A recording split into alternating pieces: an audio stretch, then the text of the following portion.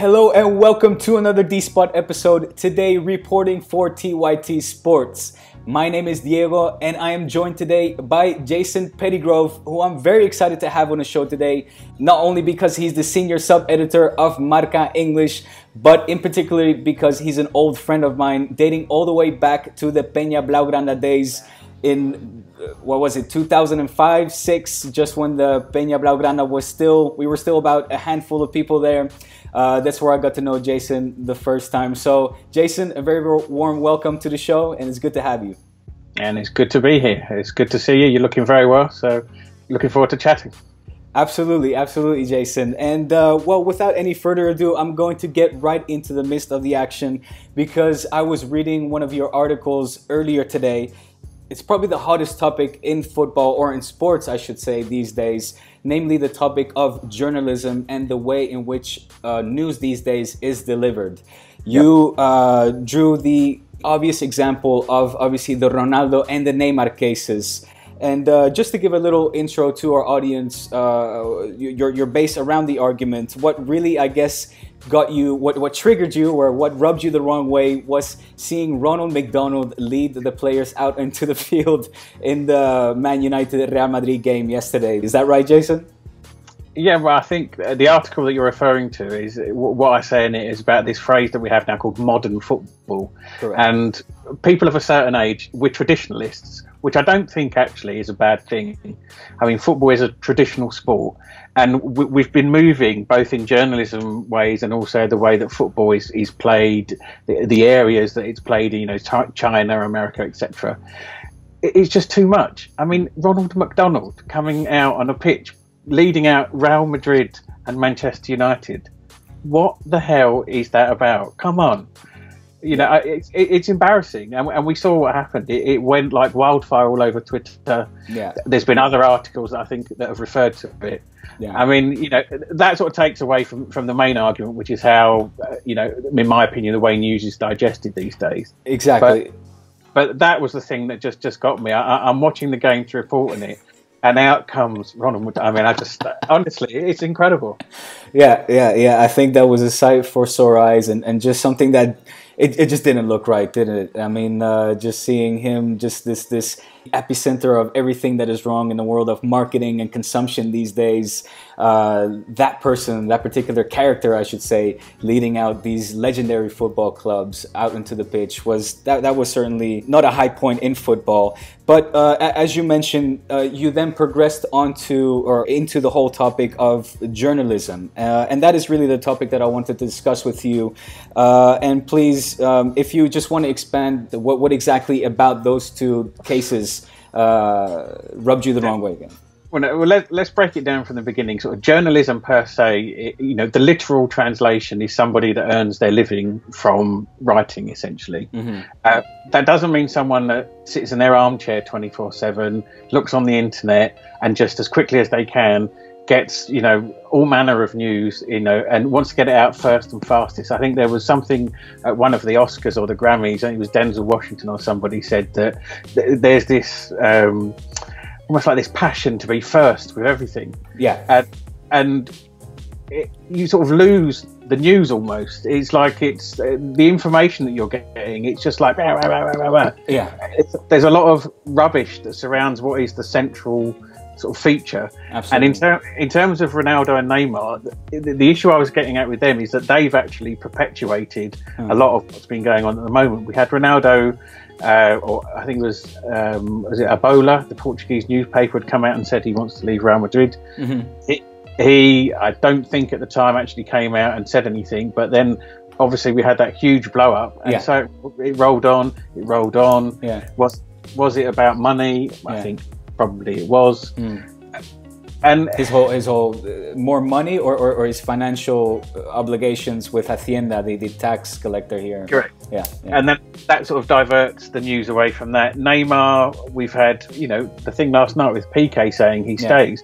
Yeah. Why are we having a teammate of a player actually sort of breaking news? What are you saying? Why aren't the journalists the ones reporting this, or why are club representatives not reporting this first, or what is your issue there with Piqué being the one that took that initial step to Well, no, it's not even over, is it? I mean, we don't even know. Yeah. The issue of clubs that have an obligation to journalists to provide them with information. You have certain newspapers that are aligned with certain clubs. We don't need to say who they are because people know who they are. But there's a protocol there. And essentially, I mean, it's happened with PK before. Essentially, what's happening is, if you want to refer to the journalist as the middleman, you're now cutting out the middleman. So you're setting a very dangerous precedent. Journalists, the best journalists, the people like Guillaume Balaguer, Sid Lowe, Graham Hunter, if refer to La Liga, they know their stuff, they have their contacts, you know, they get in behind all the noise and they give us the proper news, which is kind of what I'm trying to get at. It's not fluff, it's not rubbish, which is a lot of what everyone else pushes out. Right. And I think with PK, he's now taken on the role almost of the journalist. So he's bringing the news directly from the dressing room. So then where does that leave the journalist? I guess he's just one other pawn, because again, the news is still going on. There's still no word of Neymar, whether he is actually staying or not. There's still articles coming out talking about the opposite, you know, that in fact there's still no agreement between Neymar's father and the board of directors of Football Club Barcelona. But equally, let me jump in there. Okay. Let's assume, as you say, that it's not over and that he could still go to PSG.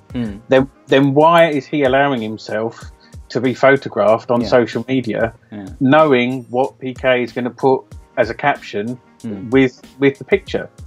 I think within an hour last night there was over 100,000 retweets and likes and whatever.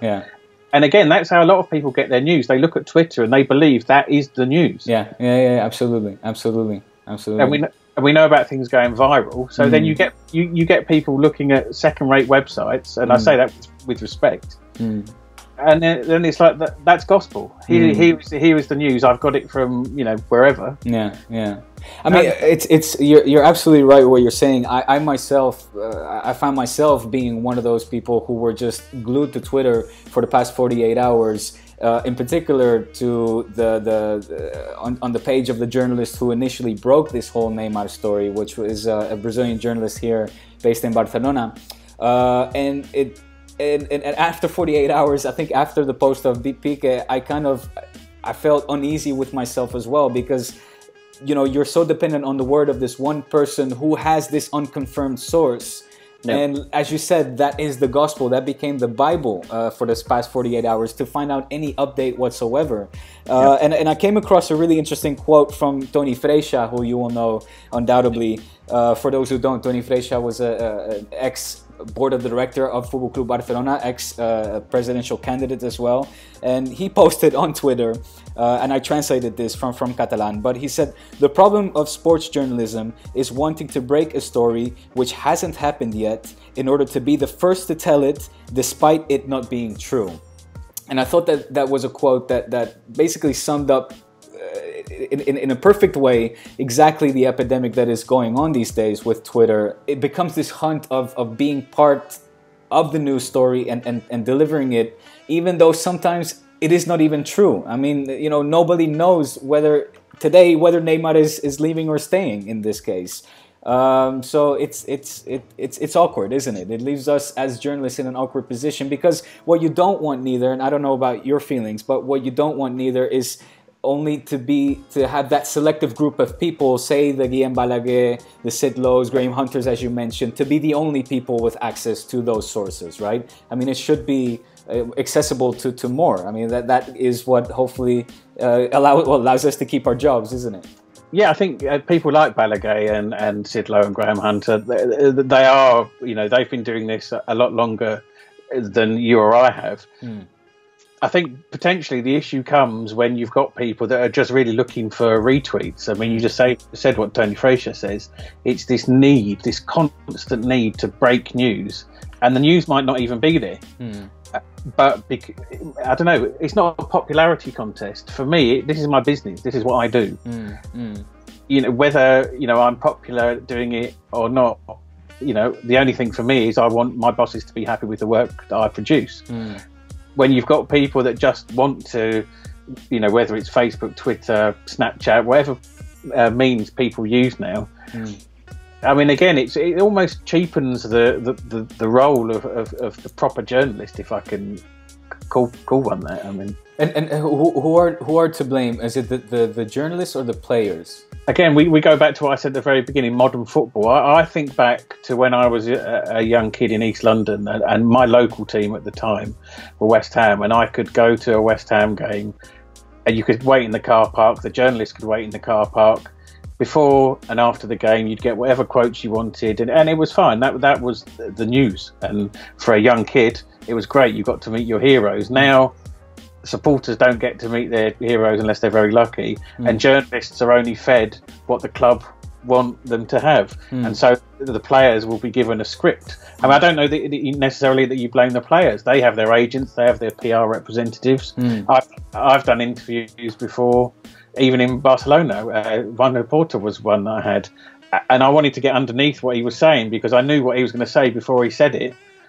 But you've got a PR sitting beside him, and so it's just like, okay, this is what he's going to say, and that's what you're going to get, and you just have to get on with it. So, do you blame the player? I'm not sure I blame the player. I'm not even sure I blame the clubs necessarily, but it's just, again, it's the way it's become. You're given what they're happy to give you, and that's the end of it. And with regards to, obviously there's a lot of skeptics out there, a lot of skeptical people in particular, again, related or going back to the Ronaldo and Neymar situation, because they openly didn't come out and say anything themselves. A lot of people will say, well, these are just stories fabricated by journalists in order to, like you said, increase in popularity via social media or increase newspapers. Is there any truth to that as well? I think you have to sell newspapers, and in terms of websites as well, whichever website you have, it's all about the clicks. That's not in any way to suggest that whatever's being put out in any of those media is inherently wrong, because it's not. A lot of it is opinion based, and it's not fact. And then the other stuff, you pick up bits. Again, it's part of being a journalism. You do a bit of digging, you try and find out things, and then you offer that information. I think, perhaps the audience that is receiving that information takes the wrong part of it, and sort of, okay, so he said this, when in actual fact that the journalist hasn't said what the audience believes he has said, if that's making sense. I understand. Yeah. Neymar, I think every day for the last few days, all we've heard is, Neymar's going, Neymar's staying, Neymar's dad is making him go. And come on, it's not journalism. Well, just to wrap up our interview, I'm giving you your moment to shine. No, is there any information, anything out there with regards to Ronaldo or Neymar that you know of that you can shed some light to? No. I mean, there is something, but I'm not at liberty to say, so you'll find out. Nice one. Keeping us in suspense. Perfect. All right, guys. Well, that is it from my end. Jason, please let our audience know where they can follow your work, your Twitter, Facebook handles, etc. Sure. Twitter is just simply at Jason Pettygrove, and Facebook is at Jason Pettygrove Journalist. Very, very simple. Good stuff. Guys, I will make sure to put the links in the description below, so check it out and make sure you follow Jason. He has done some excellent interviews with footballing legends, the like of David Villa, Raúl, Del Bosque, Joan Laporta. As well as in September, he will be flying here to Barcelona to interview the one, the only Pelé. And I'm very much looking forward to that, absolutely. So are we, Jason. Once again, thanks a lot, Jason, for joining me on D-Spot and TYT Sports. Guys, make sure you subscribe to my channel, of course. Make sure you like and share this video with all of your friends out there. And until the next time.